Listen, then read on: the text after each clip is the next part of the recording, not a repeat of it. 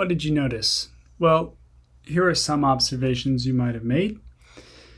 First is that depth has a fairly profound effect on training, on the training speed, even on the shape of the trajectories. But one thing that you might have noticed is that, in fact, all of these networks are getting to a low loss eventually. So this tells you some things in this simple model. One of them is that there don't seem to be many bad local minimum. So local minimum would be some place where you can get stuck, that gradient descent has no way of sort of escaping out of a local bowl. And so if you were to fall into a bowl that had a high bad loss, it would never leave that.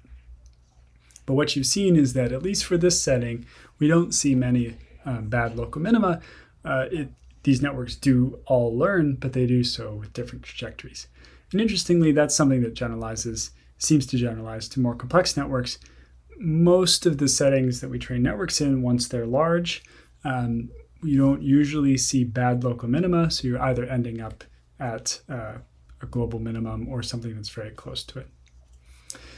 But if we look at the qualitative shape of the trajectories, one thing that we can plot is the overall product of all the weights, so sort of the entire input-output map that we're getting in these deep chains. And we can do that for different depths. And what we see is this qualitative change. So if you have a network that's truly shallow, this is just linear regression, really, then you see exponential approach to the final value that the overall product is supposed to take. Very rapid learning, the high initial slope. But once we add one or more hidden layers, then we see a transition to these sigmoidal trajectories, where there can be a long period where it basically is learning very little, and then a rapid transition to sort of mastering this particular task.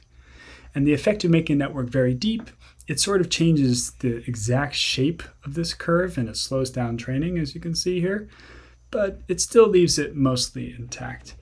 So the big lesson that I would take from this is that once you add depth, you change learning trajectories from simple exponential approach to the final values to something that can be much more complex, where you have, if you were training the network and you imagine stopping it here, you would think that basically nothing was happening. It wasn't working.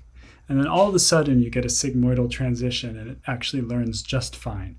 So it's much harder to think and sort of observe the training dynamics of deep network and know whether it's actually done learning or not. Maybe it's got another one of these transitions ahead if you just train it longer.